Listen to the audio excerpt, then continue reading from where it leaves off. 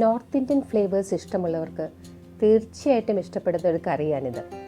പഞ്ചാബി ധാബയിലൊക്കെ കിട്ടുന്ന അതേ രുചിയിലുള്ള ചിക്കൻ കറി ഒന്ന് ട്രൈ ചെയ്ത് നോക്കൂ. ഇത് 1/2 കിലോ ചിക്കനാണ്.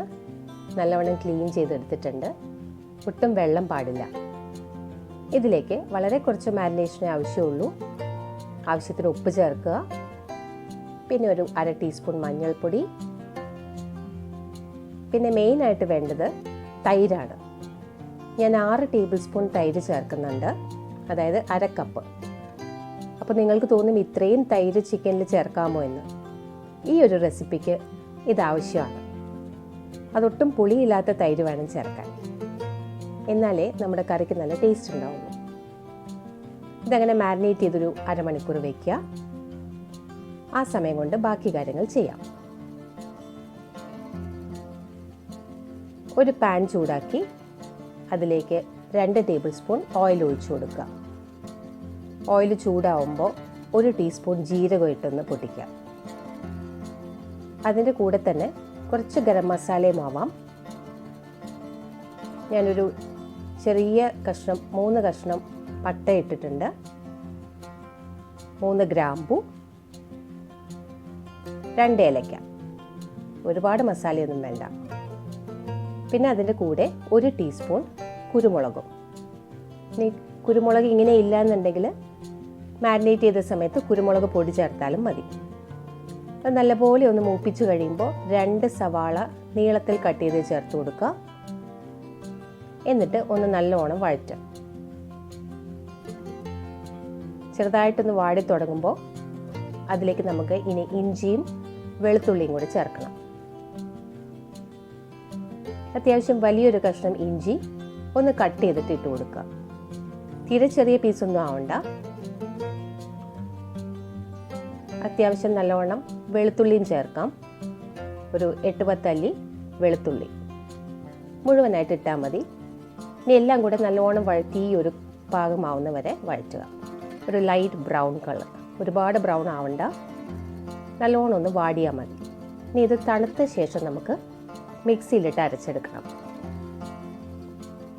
അതിൻ്റെ കൂടെ 2 തക്കാളി വെള്ളത്തിലിട്ട് പുഴുങ്ങി തൊലി കളഞ്ഞെടുത്തതാണിത്. അതുകൂടി ഒന്ന് കട്ട് ചെയ്തിടാം. ഇതെല്ലാം കൂടെ നല്ലപോലെ ഒന്ന് അരച്ചെടുക്കാം. ഈ തക്കാളി ഇതിൻ്റെ കൂടെ ഇടുമ്പോൾ നമ്മൾ വേറെ വെള്ളം ഒഴിക്കേണ്ട ആവശ്യം വരില്ല.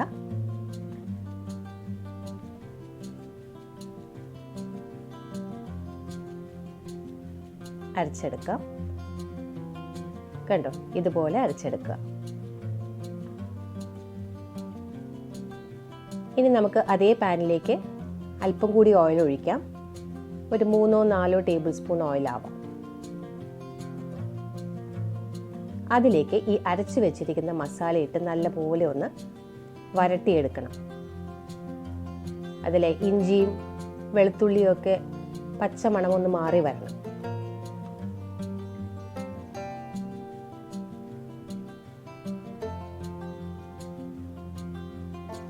ഒരു 2 മിനിറ്റെങ്കിലും നല്ലപോലെ വരട്ടുക. നല്ല ഹൈ ഫ്ലെയിമിലിട്ട് തന്നെ ചെയ്യാം.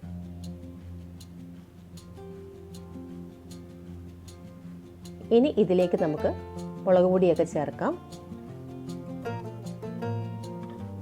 1 ടീസ്പൂൺ എരിവുള്ള മുളക് പൊടിയാണിത്. 1 ടീസ്പൂൺ മല്ലിപ്പൊടി, 1 ടീസ്പൂൺ ഗരം മസാലപ്പൊടി, 1/2 ടീസ്പൂൺ ജീരകപ്പൊടി. ഇത്രയും ചേർത്ത് നല്ലപോലെ ഇളക്കി കൊടുക്കുക. കളർ കൂടുതൽ വേണമെന്നുണ്ടെങ്കിൽ അല്പം കാശ്മീരി ചില്ലി പൗഡറും ചേർക്കാം.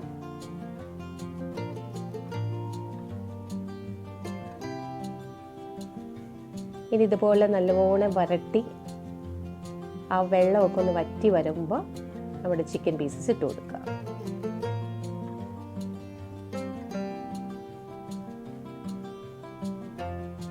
ഈ മസാലയിൽ കിടന്ന് ചിക്കൻ ഒന്നും നല്ലപോലെ വരണ്ട് വരണം.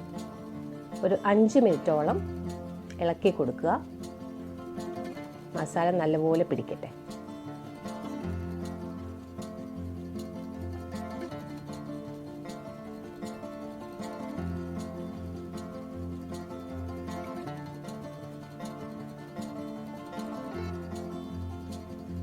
മസാല നല്ലപോലെ പിടിച്ചിട്ടുണ്ട്.